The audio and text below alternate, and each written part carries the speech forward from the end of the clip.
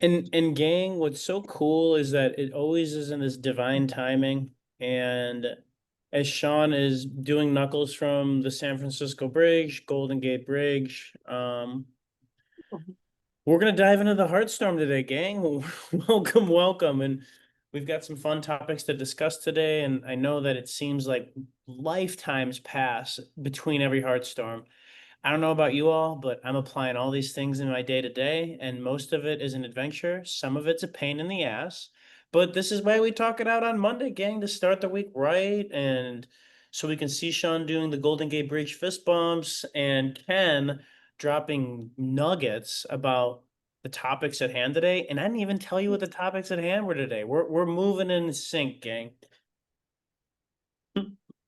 How's everybody doing today? How's everybody feeling today? Feeling amazing. In the airport in Phoenix, about to jump on a flight to New York so I can go to DR. It still doesn't feel real. So we're feeling blessed. We're feeling blessed. I'm like even Carlos. early. I'm checked in. Everything's good to go. I just get on a flight now. Like it's amazing. How funny is it that you have to go up and go down? It's the stupidest shit. Sean, don't make me say your word, Sean. Don't make me say your Sorry. word because it's very much the R word. It's very much the R word, dude. Like, I'm like, am I really gonna? Because I didn't check the layover. I typically go from Phoenix to Miami to DR or Phoenix to Texas to DR. But why am I going to New York? I'm going up and then down to the. I don't know, but I do know that because I'm flying from New York to the Dominican Republic, that flight's gonna be packed with Dominicans. So it's gonna be all Dominican. Well, So yeah. New York's a big hub though for the Dominican flying down, so it makes sense. They have hubs and depending on where you're flying. So cool, Oh man. yeah. Yeah. How about you guys? How are you guys doing? Well, it's been a really action-packed day, and I like how we're all skirting around the topic for today. And Ken and Carlos, you guys both mentioned it, but the overarching theme today is preparation.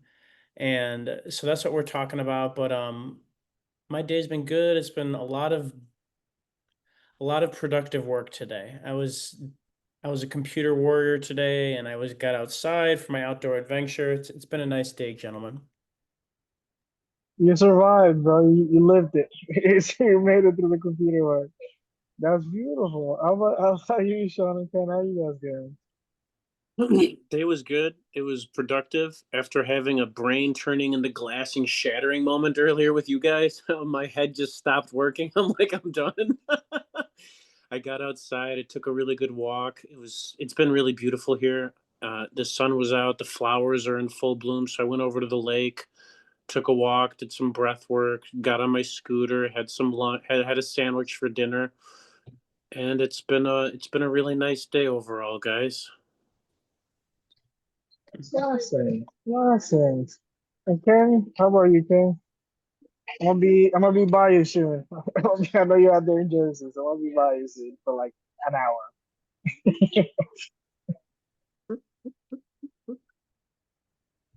Did we lose Ken? No, I I'm saw. here. Oh, Okay. okay. Uh, I kind of right there with Alex, just kind of working on some things today, making sure that I'm getting some momentum, at least at the early start of the week, so I can start to kind of get things moving. I actually was away this weekend, so I was able to give my body, my mind, everything just a rest.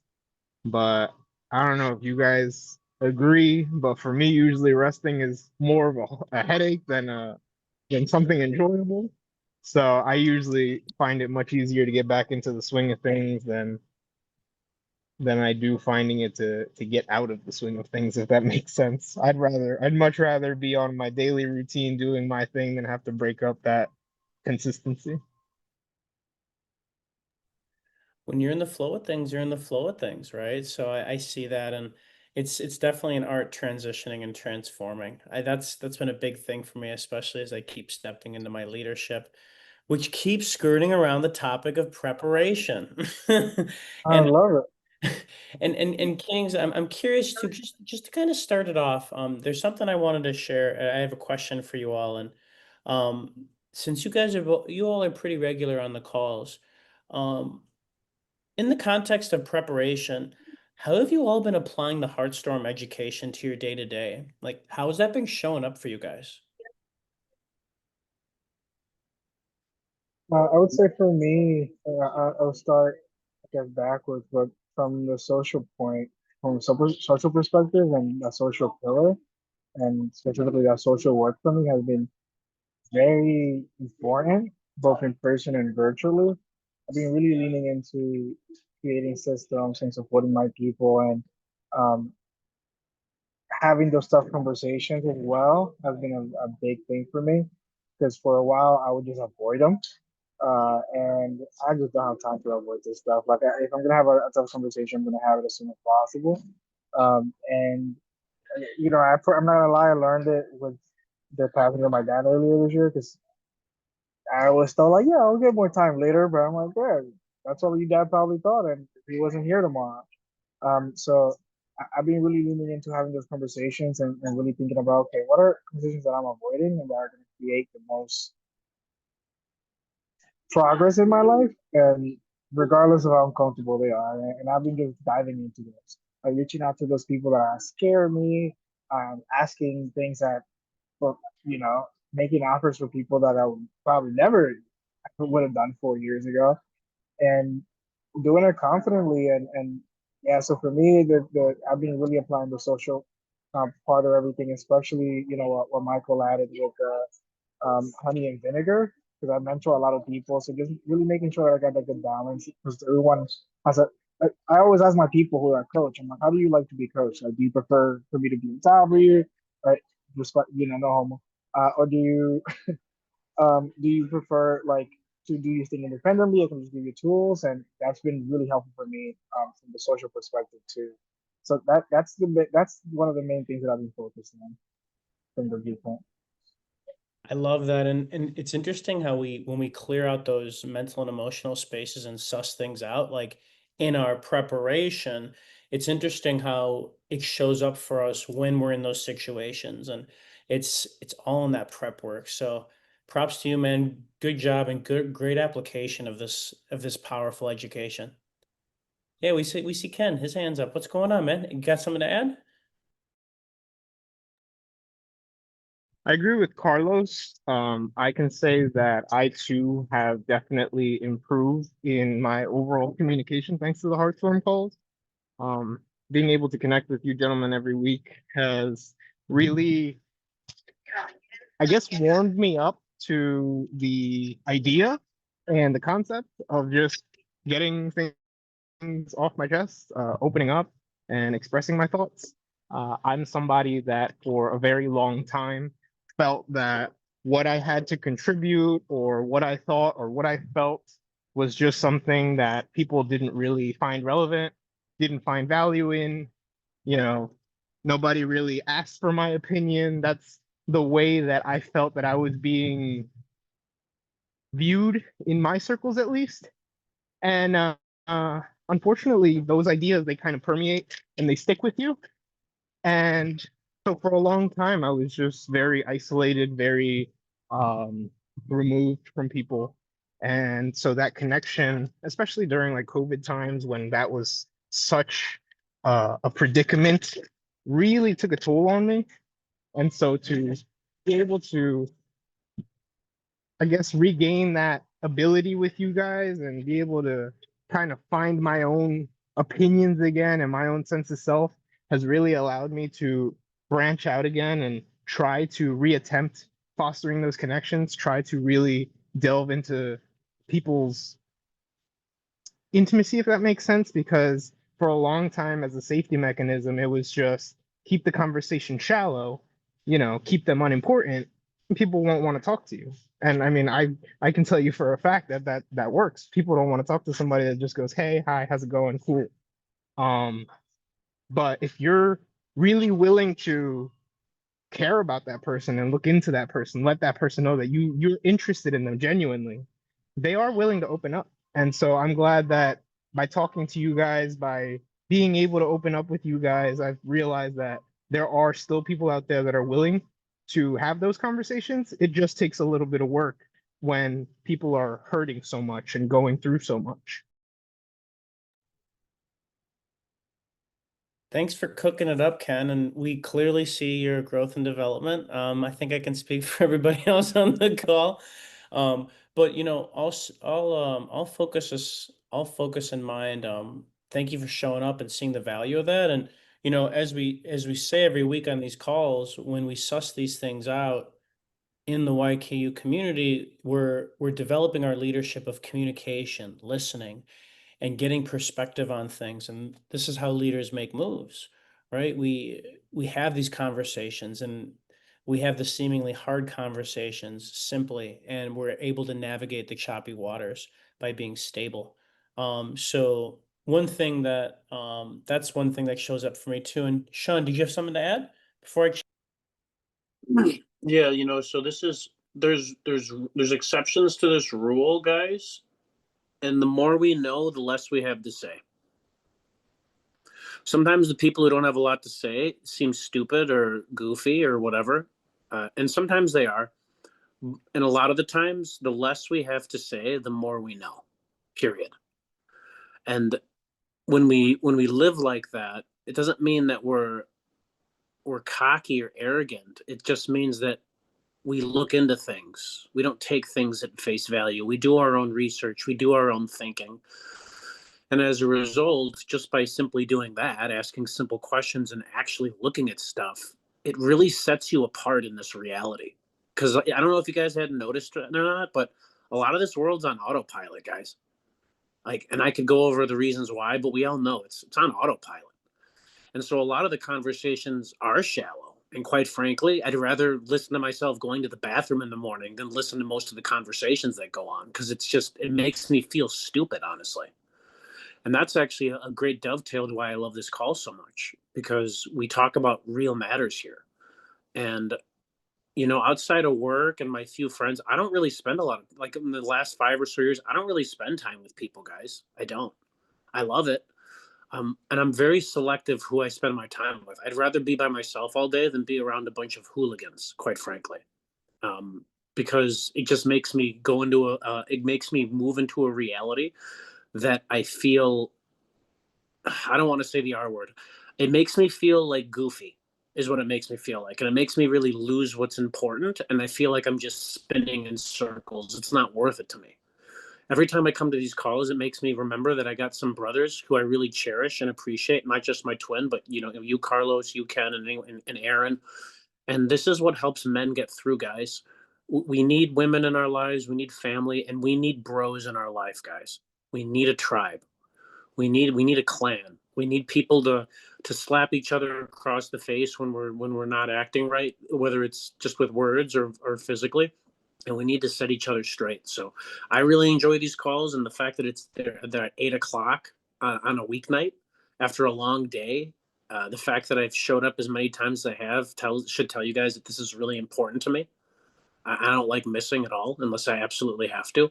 So yeah, these calls are great, and it really gives me a lot of fuel for the strong. It's not a weak, it's a strong. It gives me a lot of fuel for the strong to remember that I'm not just doing this for myself, I'm doing this with you guys, and we're carrying a torch that's important. Even in a clown world where not everyone, but a lot of people are just distracted with nonsense, guys. Nonsense. And this is not nonsense. So I appreciate all of us, and I really give you guys your kudos for showing up and pulling ourselves out of clown world, guys. I mean, it's a clown world out there, guys. It really, really is. I cannot stress that enough. So thank you, guys.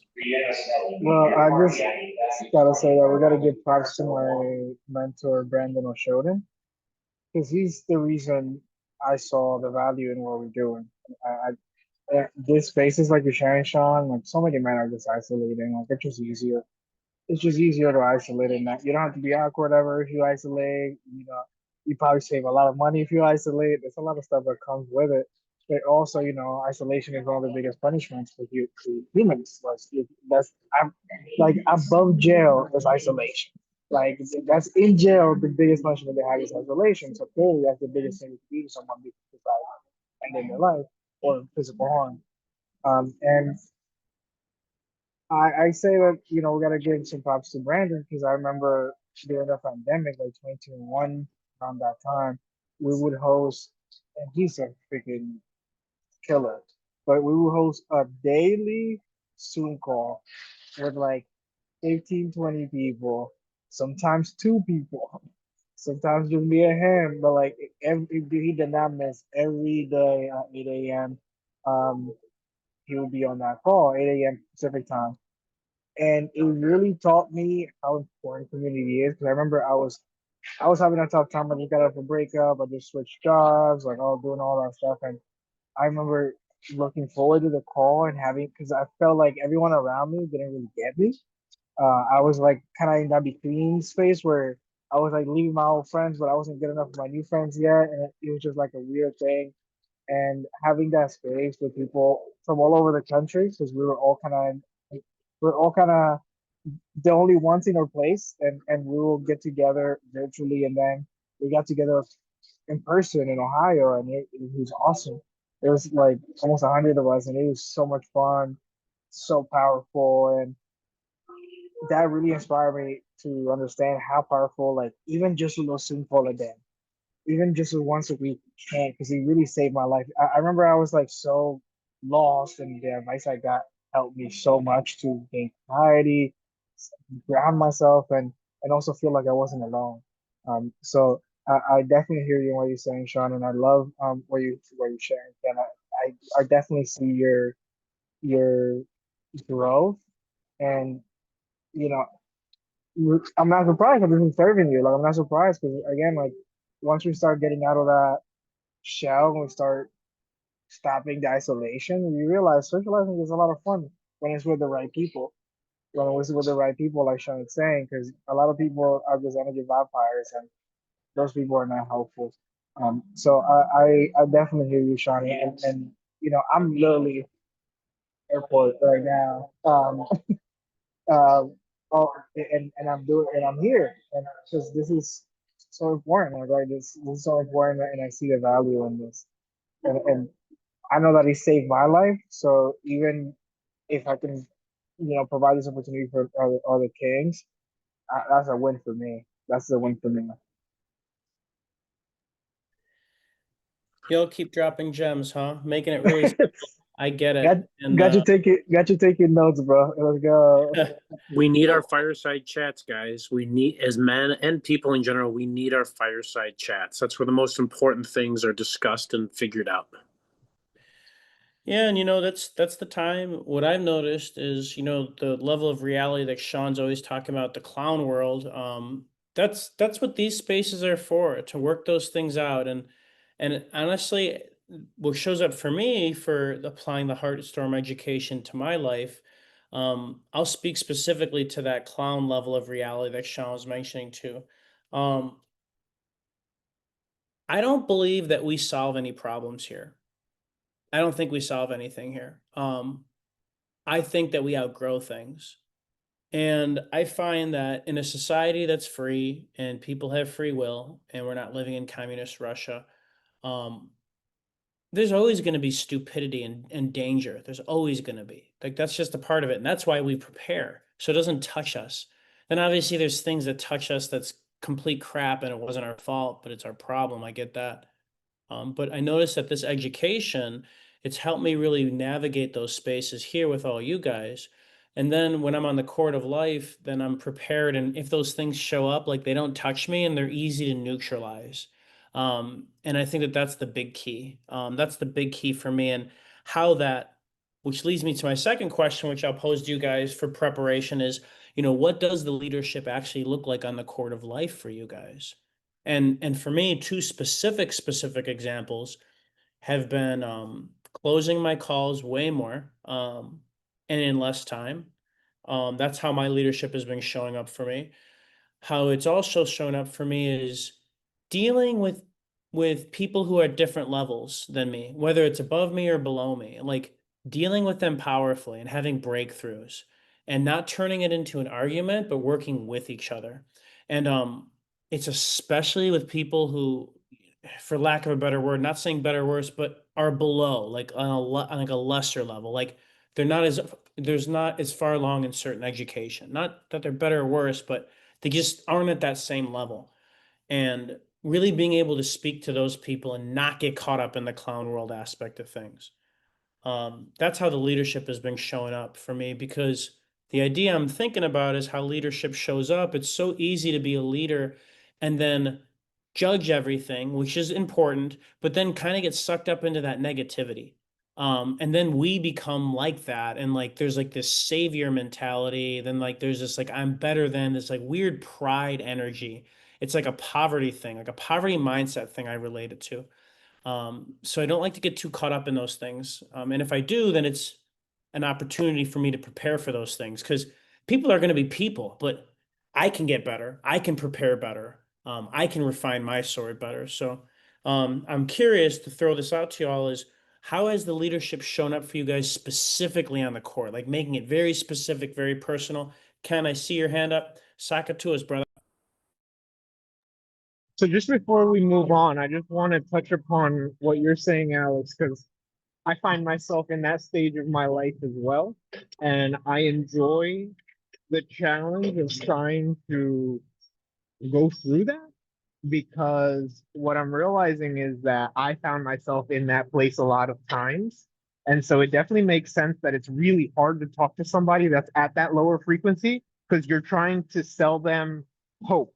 You're trying to tell them there is better out there than what you can see. What you can see is the product of your reality, which may not be actual reality. It's just what you perceive is what's going on. Whereas when you're working with somebody that's ahead of you, they can actually see even more than you can. So it's so easy like to resonate with them and be able to have them see things from your perspective, because sometimes they can even see far beyond what you can see. So like you're both looking into the future, you're both looking into what could be, versus when you're talking with somebody that's on that negative spectrum, it's like, well, no, because this, well, no, well, what if that, well, what if this, well, what if that? And it's like, I I hear you because I come from that, and I want to work with you. Like so many people are quick to give up on those people, and they're like, oh, I don't even want to work with you. And it's like, no, those are the people that need us the most. It's those are the people that we need to wrestle with. And so I appreciate that challenge to how can I how can I be the one to convert you? You know, I want you to make that change. So how can I help you make that change? And so I'm looking forward to working with those people. I haven't engaged with any clientele yet, but I really look forward to those challenges moving forward. You know, that's it, man, because it's what Hormozy says. He's like, everyone roots for the people who don't need to be rooted for. And nobody wants to root for the person who like has two left feet, can't read, dyslexic with numbers. Like those are the people who I find they do need our help. And honestly, to go back to the small talk thing, guys, as someone who has a lot of high level conversations, it's nice sometimes to just talk about what flavor beer you like, or like, hey, what's the weather? And you figure out a lot about people in their small talk, because I noticed that when I do small talk, like I'm not talking about keeping up with the Kardashians. I'm talking about certain specific things in my life. Like, oh, I like archery, or I like going on walks, or I like my coffee with a little maple syrup. Like there's a lot of depth that we can grow. I find that people don't like small talk when that's all where it goes. Like it's not the small talk itself, it's the inability to do anything other than small talk. And in our preparation as leaders, and I'll turn it back over to you guys because I'm curious to hear how it shows up for you. Thanks for sharing, Ken. Is I heard this once, and the quote was, "Judge a man on his character based on how he treats people who can't help him." Judge a man on his character based on how he treats people who can't help him or offer him anything.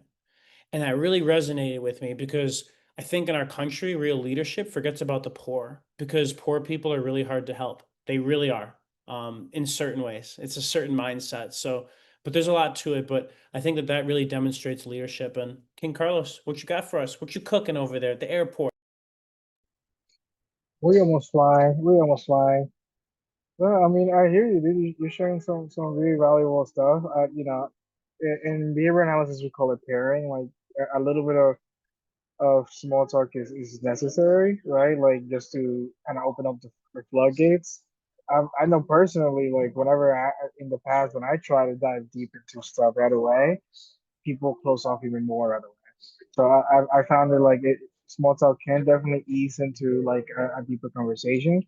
But like you said, if someone's just if that's all we're doing every time we get connected, I don't want to hear it. Like I don't want to hear it. Like like Sean said, I'd rather be alone. I'd rather go watch freaking Happy Gilmore 2 again and then do that. And to answer your question, Alex, as well about how leaders should be showing up in my life, I can tell you that in two main ways. First, vision, like really working on vision.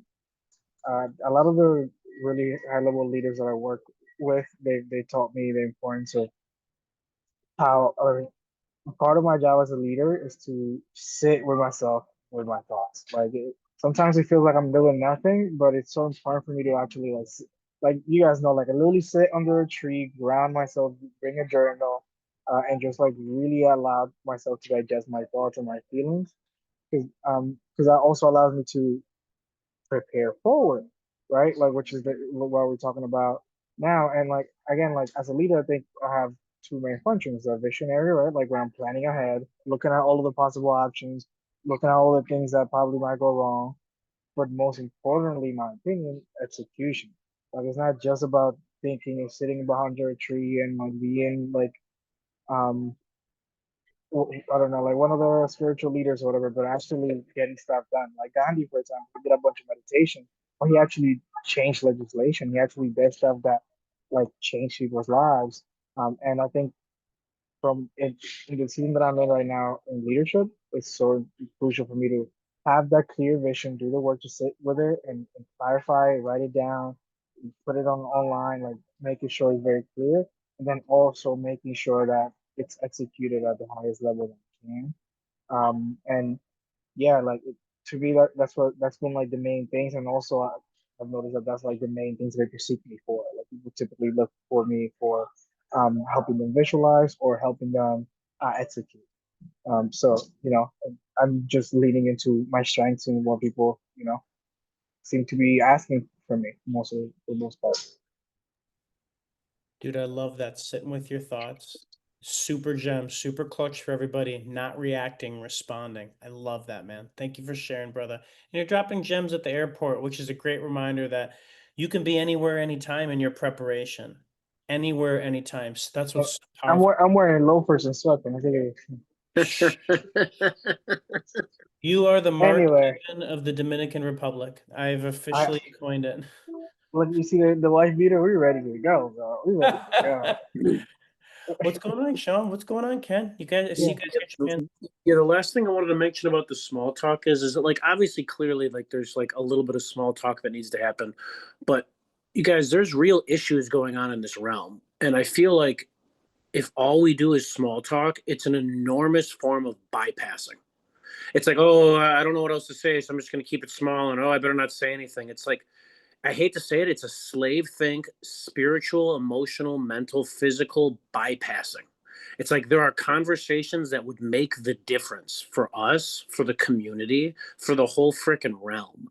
And the fact that more people aren't talking about it, it's like it's a whole giant gaslighting, spiritual bypassing mechanism. I don't know what that's about, but like I can sense it on people. It's like I can feel like a lot of people do want to talk about stuff, but it's like they're scared, and so they bypass it. And what do? They just bring up the same nonsense over and over again. So it's like, I don't need to hear about your favorite TV show more than once. I don't give a shit. Like, I don't care. Like, there's things to talk about. We don't always have to we don't always have to cut right for the jugular. But guys, like, if this realm is really going to continue to outgrow some of this nonsense that we see, it's going to take more of us, and it's going to take hard conversations, and it's not going to be comfortable, but that's just the way it is. So it really frustrates me when there's important things to discuss as people, and there's moves to make, and we can't do it all by ourselves, and there's like this collective, let's just bypass all this and just like whatever. Like, it infuriates me because there's people losing their life, there's kids getting trafficked, there's all this insanely incredibly disgusting shit happening all the time, guys. And quite frankly, if more people were willing to stand up and have these conversations, I think we would have outgrown a lot of this already, guys. But it's keeping up with the Joneses, it's blah blah blah, like whatever it is, like it's so subtle, and the word and the phrase silent weapons for silent wars comes up. We're in warfare, guys. We cannot forget that. We really are in a war. Now, bombs aren't dropping on all of our heads. We don't have an M16 in our hand. We're not gutting people. But dude, rest assured, we're in warfare right now, guys. Period. We're in warfare, whether we like it, whether we know it, whether we do or we don't. We're in warfare, guys, and things need to be discussed. Period. And I'm really tired of the bypassing with a lot of people. And the only reason why I know that is because some of the same dumb issues that are still all over the place are just still festering like rotten, like gangrene as toes. Nothing's happening. It's just this. It's just this never-ending circus loop of blah blah blah. Let's not talk about what we need to. Oh, the house is on fire. Hey, that's okay. Hey, like the flames are like starting to burn my shoulders. The whole house is on fire. Oh, it's okay. Hey, you like that episode of this last week? It's like it's insanity. It's a key indicator to me of psychosis, cultural psychosis. Period. Is there anything that you're doing to address that? Hell yeah, everything I do every single day, man. My projects, everything I do. I live my life that way. Awesome. So it sounds like you're in a position to help these types of people who are in this position potentially. I don't really see it that way. I see it as if we're willing to help ourselves, then we can actually help each other. But if people aren't willing to help themselves, then I'm not willing to help people because I can't help people for them. I can guide them. I can give them information as they could me, but they're not going to hold my dick while I do it. I have to get on my own 2 feet and do it. That's the whole other thing, guys. It's not just a me. Oh, what are you doing? Yeah, that's great. Like that's like the first layer of it. That's still like bypassing. It's like, what are we doing about it? Not me. Okay, I got my place. What are we doing about this? Period. And after that, it's just more bypassing and it's gaslighting. And it's like we've taught ourselves to gaslight each other and we didn't realize it. So it's like, what am I doing? I've been doing this for 37 and a half years or however long I've been in this realm. This is my life, guys. This is my life, period. This is how I live my life. So it shouldn't take us poking people in the eye to let them know, hey, there's some stuff that need to be figured out here. The writing's on the wall, guys. It's on the wall. And if you can't see it, you're Helen Keller, period. You're Helen Keller or you've been hiding in a cave or in the mountains for 40 years and you haven't tapped in with reality at all. But I mean, you got to be Helen Keller not to see what the writing's on the wall, guys. And the Well, I fact that think it just depends. People are at different phases of life. So, there's now people we're who talking are about two different things, guys. We're talking maybe, about two different things. maybe, but I'm just offering another perspective on this because there's a lot of charge around this. So just offering Yeah, that's another right. It is perspective. charged. We could be living in Yeah, a totally different world, bro. So don't gaslight me. I'm not gaslighting you. What I'm telling you is that some people are not able to do these things. And it's not because they're ignorant to it, it's because they're nescient and no one has taught them. And there's a big difference between, hey, I've learned this stuff and I'm going to ignore it and I'm not going to do what's right. And hey, I've actually never seen this before. I've never heard of this. No one taught me how to do this. I've never even heard these concepts before. And like there's a huge distinction there. And like what I'm saying is like breaking that down and seeing if people are like, "Oh yeah, I know what I should be doing and I don't." Compared to people who are like, "I just don't know what to do. I've never even thought about that." There's a huge distinction there. So I don't want to get too ideological about it, but I see what you're saying and it's not okay. And I think that a lot of people just they don't have the skills. And what I'm saying is like as leaders who have skills, like that's part of our leadership is to guide people through that and do it in a way where we're not controlling them, as you're saying, but doing it in a way where it's like, oh, this is landing in my lap, and here's an opportunity for me to help someone break through. So just to clarify, but I want to get to Ken. The last point I need to make, though, is what did they tell us in kindergarten? Stop, look, Yeah, and listen. It doesn't take doing anything. It actually is the first step is nothing, actually. It's not doing anything. It's sitting at home, like you said, Carlos, sitting with your thoughts and doing nothing. It doesn't require anything. It requires zero energy. You sit at home, you think, you feel, and you're like, what the heck is all this about? That's the first step. A kindergartner could do that. It doesn't take doing anything to start. And then from that place, it's like, oh crap, like I need to stop doing this, this, and this.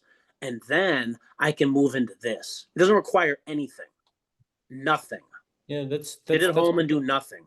that's a really good reasoning, and that's super fundamental. And all I'm saying is that there's a lot of people who don't have that function. That's all I'm saying. But I want to get to Ken too. I appreciate those feedbacks and some of those loops. It's super important to acknowledge. So thanks for sharing that, brother. Ken, what's going on, man? How would you like to contribute? What's showing up for you, brother? Thank you, Alex. I was just gonna say I like what Sean's saying because it is very context specific, but he's absolutely right. It is impossible to even start to want to work with somebody that, again, very, very context specific, but somebody that if you can intuit that that person is far along enough that they have the awareness and the ability to do something, and you know that they're willfully ignoring it, that is a very difficult person to work with because you can tell when they are skirting around the conversation, not wanting to address their inner demons. And so it's hard because you could have all the willingness in the world to want to work with somebody, but that person is not willing to even start to work on themselves. And so you can try to have the conversation as much as you want, but if they're not willing to have the conversation, then it's one-sided. And then I also just wanted to touch on what Carlos was saying. In regards to what was Carlos saying? Uh, I'll get back to that. I'll think on that for a second and I'll see if I can grab that idea back. You guys, I love it, and I love how we're getting into the nuance, and for all of you who are listening in on these calls, a big part of these spaces is to explore different perspectives on things, because it gets so nuanced and so context specific. So I love these really specific examples, guys. I think it gives people a lot to put in their peace pipe and smoke. And guys, we talked about, how you're applying the education. We're talking about the different, like how it shows up for you. Now, this is the wild card of the wild cards for this call. And honestly, personally, guys, just from a Heartstorm perspective, I'm really excited about this part. And I don't know who's going to start us off, but this is going to be good. And Sean's getting us ready. I'm getting everybody excited in the context of preparation and leadership, guys.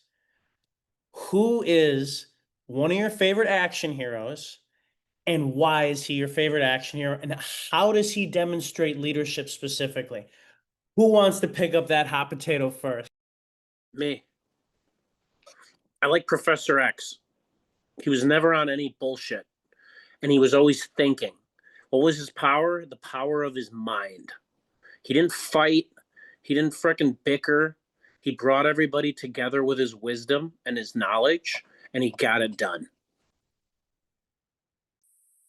I love it, man. And he didn't even have any legs, man. That guy was all head, no body, all head.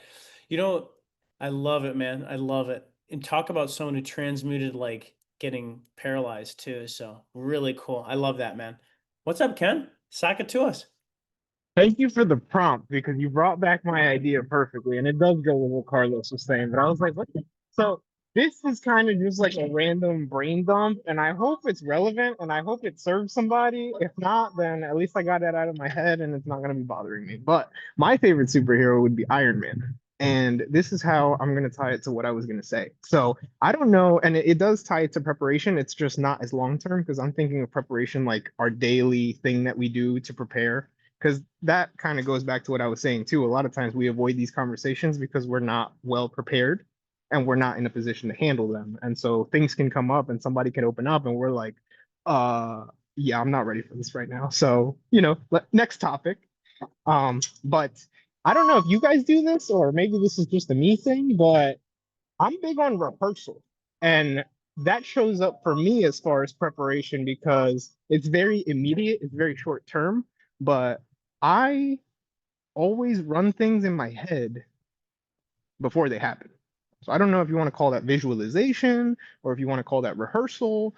I just find that I've caught myself doing this all the time. Every word that I'm going to say, I think it before I say it. Every action I take, I think about it before I do it. And I think about what I'm going to say, what I'm going to do, the impact it's going to have, the outcome that's going to happen. Like all that runs in my mind immediately before anything comes out of me, whether that's a word or an action or like just thoughts themselves. Sometimes I find myself thinking about my thoughts before I think about my thoughts. And so I don't know if you guys find yourselves doing that or if that ever comes up, how it shows up in your lives, or if not, what your thoughts are on that in the relevance of preparation. Is that something that you guys think that would serve you in your lives. Sometimes, you know, you hear people say all the time, think before you speak, think before you act. A lot of people don't do that. I do it too much. I don't recommend doing it as much as I do it, but it is something that comes up for me. So I don't know if you guys want to touch on that.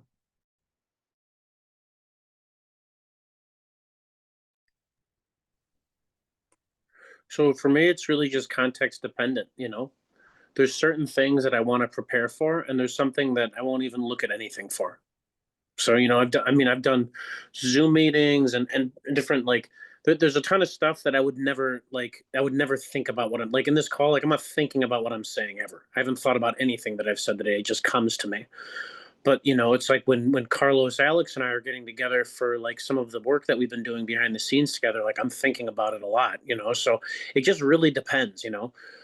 I don't want to get into analysis by paralysis. And also, there are definitely things that we need to prepare for. The only thing that I've always noticed is no matter how much I think about something, no matter how much I prepare for it, there's always like some sort of third wheel or what do you call it? Like an ace in the hole, something that you never could have like planned for. So I think that at a certain point it becomes redundant, but also it's very, very important so that we're not stumbling. You know, if you have a big presentation in front of a corporation, yeah, you better practice and think about things and like and go over it. But on the day of the event, uh it's go time.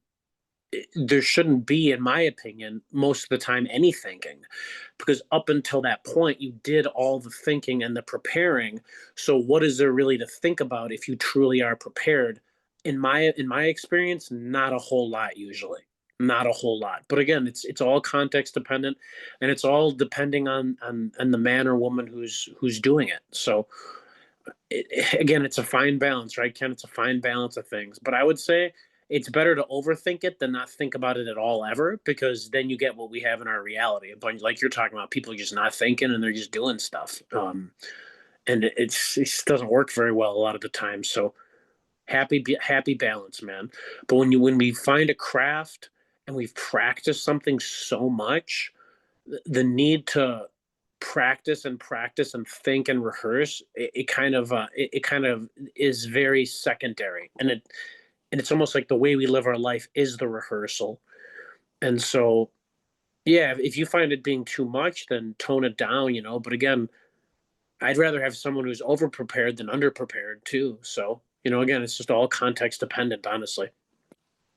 But we don't want to drive ourselves crazy doing it either, because then like in the moment we're thinking about what we're saying, we're rehearsing it over and over again, and then like that can also pull us out of this moment and not let what really needs to be said to say. I mean, how many times have when I hold my tongue, I'm like, oh, I want to say this because I was thinking about it, but then I'd be quiet and I'd let the conversation roll, and then all of a sudden something completely different shows up spontaneously that is in alignment or in the flow of the conversation. So it really is an art. It's a very fine art form.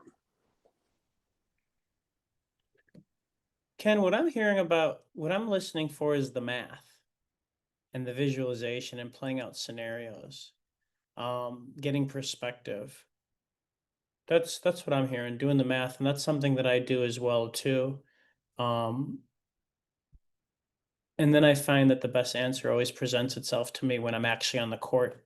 But you look at all the different angles, and I call that doing math. What do you call it, Carlos? I know you got to be doing something similar to that.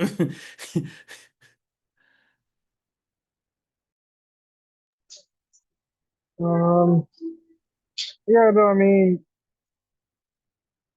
it makes sense. It makes sense. I'm just trying to wrap my head around like there was a lot of topics. So I'm all right. So, uh, um, no, I mean, I definitely hear you.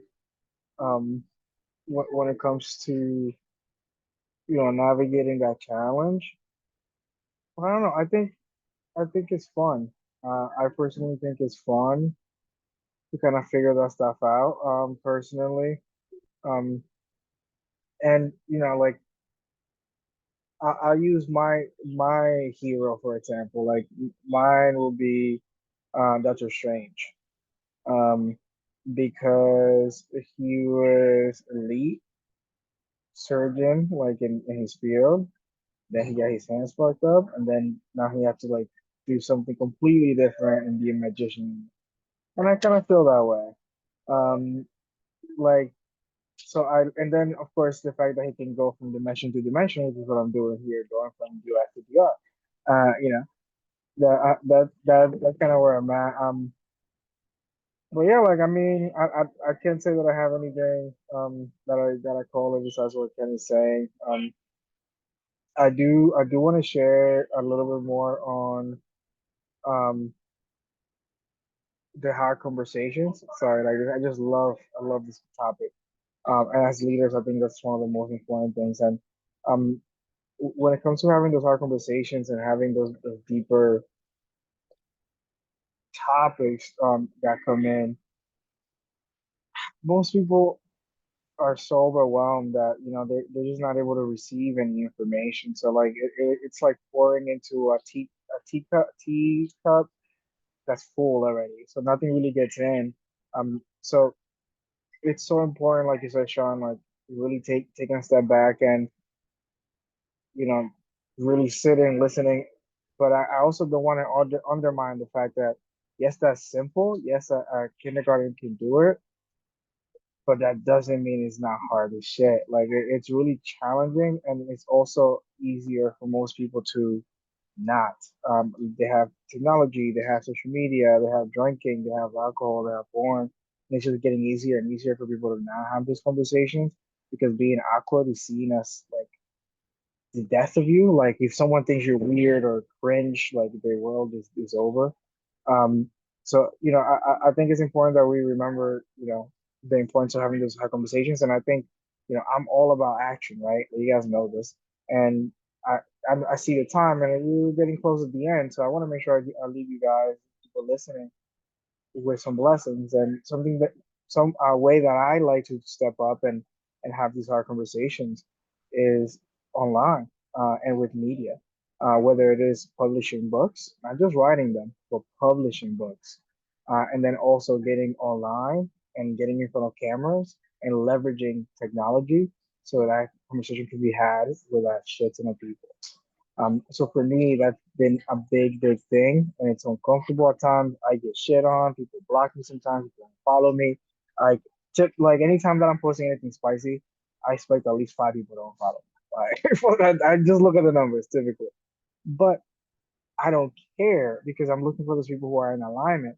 And yeah, like personally, that's something that I do all the time that we all have access to and something that it's free. And I highly recommend all of us to really, take on that responsibility and model the behavior of having hard conversations online. Like consistently, like I try to post every day, like every day. And every time that I post, I try to get people to think, I try to get people to actually reflect, and for me, like that's my way of leveraging my time and making sure that these conversations are being had. And you know, um, yeah, but I just wanted to make sure that we don't get too airy fairy and we're getting to the nitty gritty and we are actually getting to some objective actionable steps. And I think in today's world, there's nothing more powerful than publishing books and getting on social media, and doing it consistently and like literally bringing these conversations up with people. Uh, so that's what I would share. Dr. Strange over here, logging off. Thanks For the record, too, Carlos, there's a lot of great action figures and action heroes that I love too. But I just had to come up with Professor X, so that's a good one. I like Doctor Strange. He's awesome. Bro, I love Professor X. Are you kidding me? I'm low-key a little jealous you took that first. I was like, that's fucking brilliant. That's Well, so good. It's like there's so That's much, so good.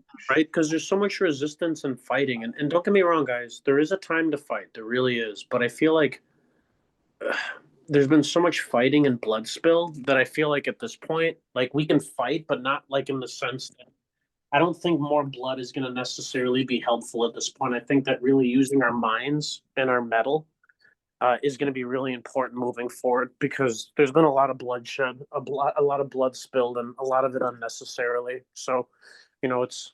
I feel like it should always be. I get heated and I get excited, but honestly, violence and hurting people is always the last resort for me. It's not really worth it most of the time. It's just not. Well, self-defense, violence is never an answer. It's always wrong. So you're talking about self-defense, which I agree with. And you guys are getting really esoteric and big on me with these action heroes. I'm gonna say Arnold Schwarzenegger, guys. He's a man of He wasn't a one-liners. superhero. He was In, just in, a Oh, in, big in dude. which movie though? In which movie? Because Yeah, I we're talking said about. I said action hero, and you guys, I love those choices. I love it. And I'm gonna say Arnold Schwarzenegger, bro. Conan. He took out the Predator, guys. And honestly, that was dope. In the jungles of Central America. And that guy has one-liners and he gets all of his points across in less than a sentence. So you know what, guys? Keeping it simple, a man of action. And you know what? When he explains himself, he makes himself known. That's my action here. I'm sticking to it today. And I'll end on this before I want to hear what if Ken has one. I don't know if he said one or not. I forgot. He didn't. Get to the chopper. So mine was Iron Man. I forgot to mention that. So if you guys have Oh seen, yeah, I think Iron Man. it's the second Iron Man, the one where he updates his suit and so it's got like a flight path. That's basically the idea that I had in my mind. That's kind of the way my brain processes it, is like for every significant thing that I'm about to do, I always have at least like a 5-step framework of like this, and this is gonna happen in the next 5-10 minutes, just to kind of plan. And so like I agree with a lot of what Sean was saying.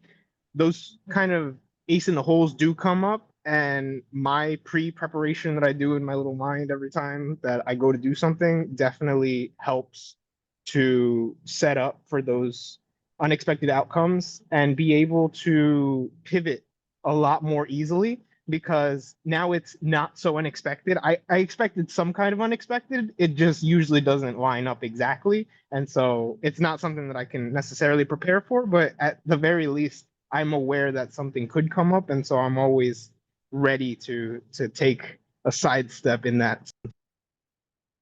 Yeah, sorry, I misspoke, Ken. You did say Iron Man. I forgot. Sorry about that, brother.